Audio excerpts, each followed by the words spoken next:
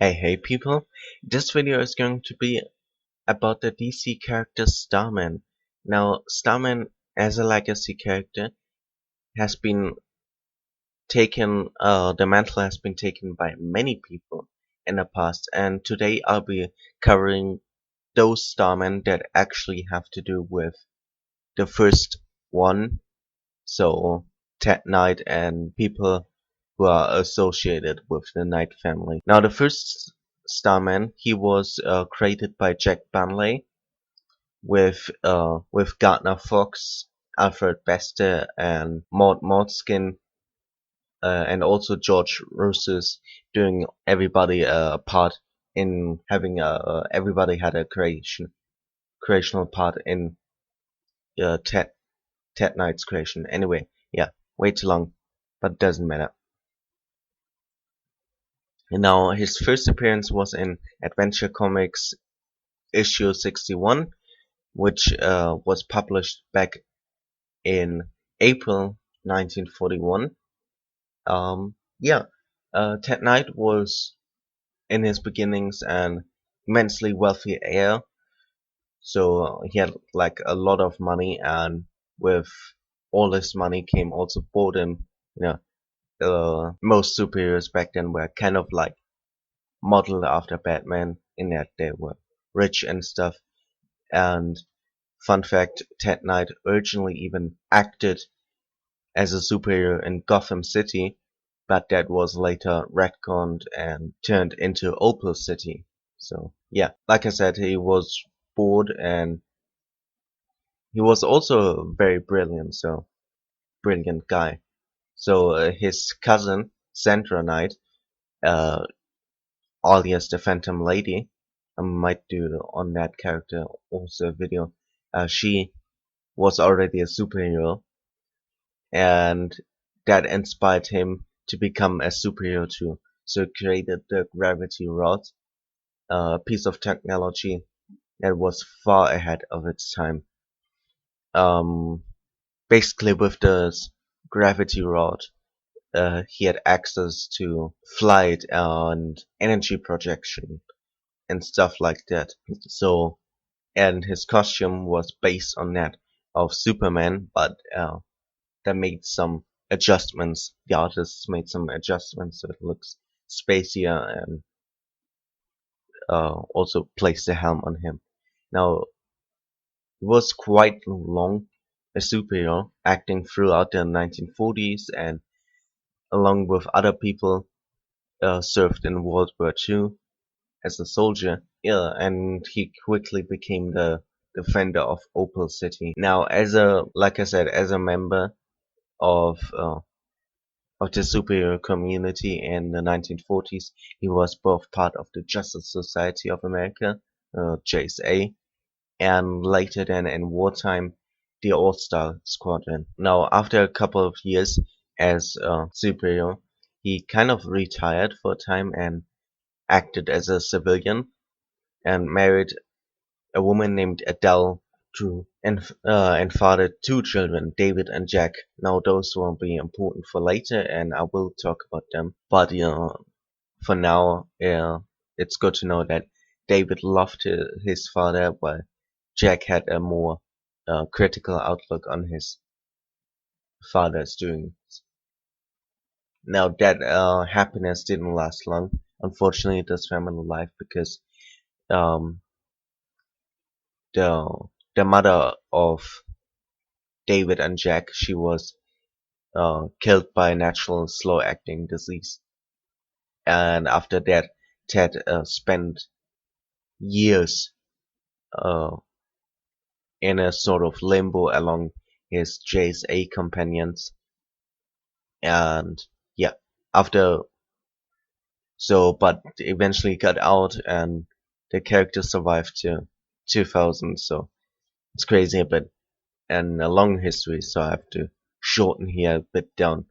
Um, Yeah, after many more hijinks and adventures both in and out of his superhero life, Ted eventually died in a battle with his old arch nemesis called the Mist. Um, but he managed to save with a with a massive variant of his gravity rod. He transported both himself and the Mist up into the orbit and saved everybody from a nuclear bomb. Now, important to note is that he made his peace with his arch nemesis in their last living moments, and or what he perceived to be the last living moments. He would actually meet Jack and also David for final time later and give Jack his blessing to use the Starman mantle as well as being Opal City's protector. So now that we covered the first one, we will jump to the second one. Now, next up is the Starman of 1951, which is Charles McNider. Now, Charles McNider is actually better known under the name Dr. Midnight, not Captain Midnight, Dr. Midnight, sorry. Um, he became Starman in 1951 when his best friend Ted Knight suffered a mental breakdown. So it all had to do with Vandal Savage. Um, people thought like, oh, Charles McNider retired or he was working for the FBI, but actually was uh, doing still heroic stuff and working against Vandal Savage under the Starman mantle. Now, the most interesting thing is that um, originally Batman was operating as Starman, but not in 1951, but in 1957. So, but that was later retconned to be Charles McNider, which I think it's a good addition. So in 1953, McNider suffered a devastating blow when the girl he loved was murdered by one of his foes, and he spent time tracking down the murderer. After a while, the time traveling son of the original Starman, David Knight, uh, would visit Charles McNider and take the role of the 1950s Starman, so of that era. And for more to learn about Charles McNider, uh,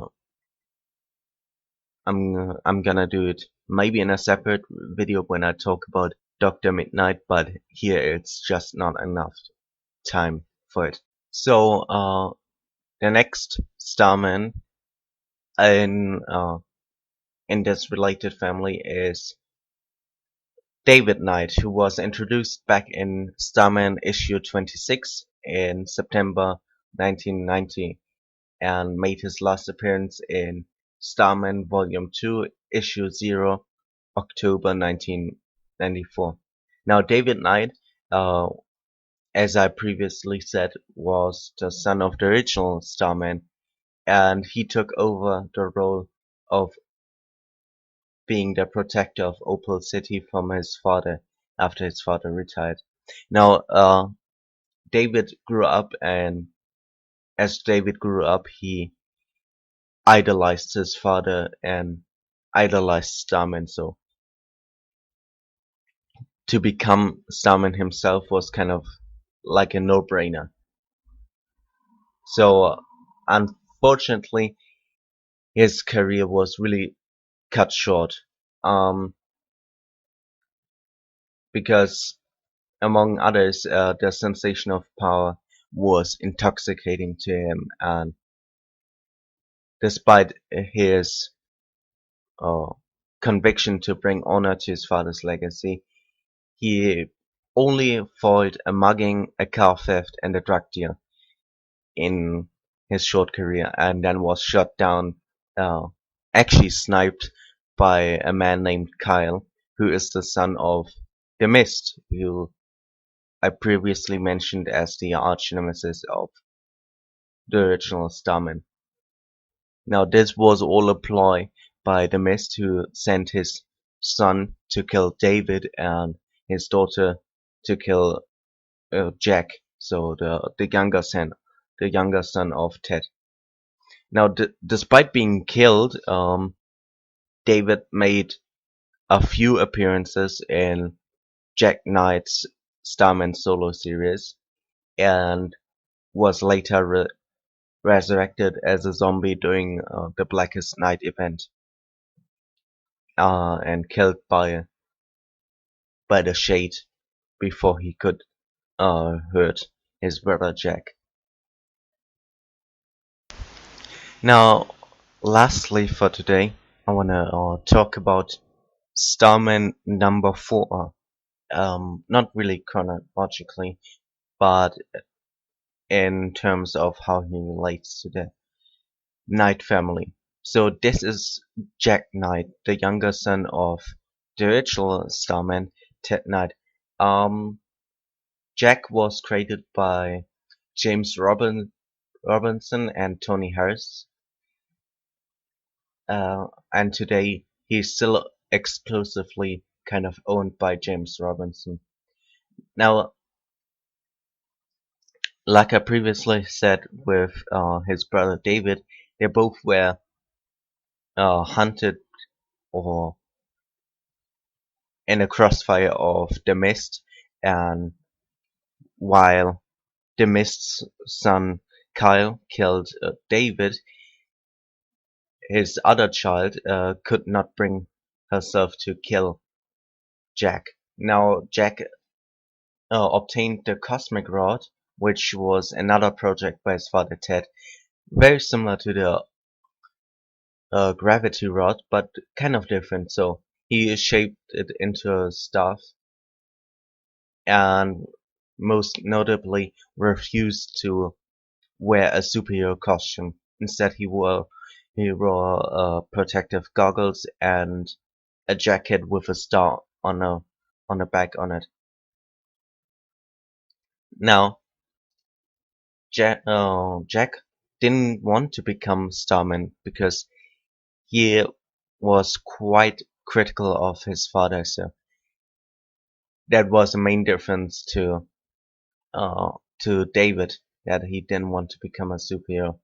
But after what happened to his brother, he kind of felt he needed to be the protector of Opal City because most of the Starmen operate in Opal City.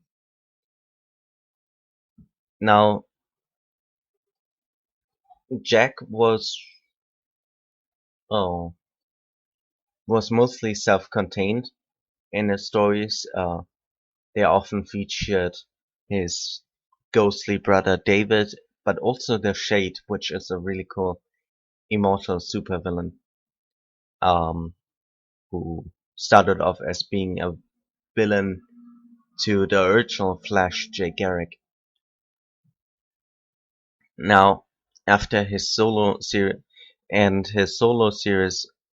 the 90s, it ran from 1994 to 2001, after which Jack has kind of disappeared out of the comics.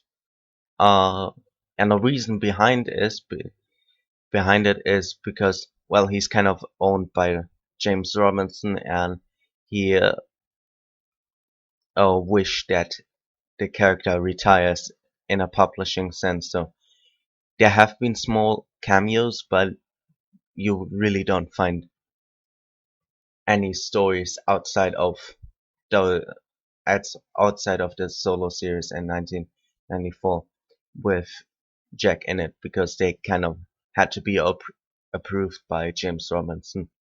Now, many people are familiar with Jack due to his solo series, and he's quite popular because he isn't the traditional superhero.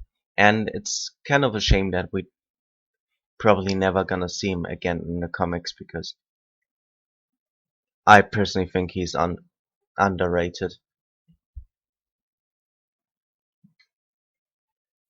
Anyway, this was now the first half of this video.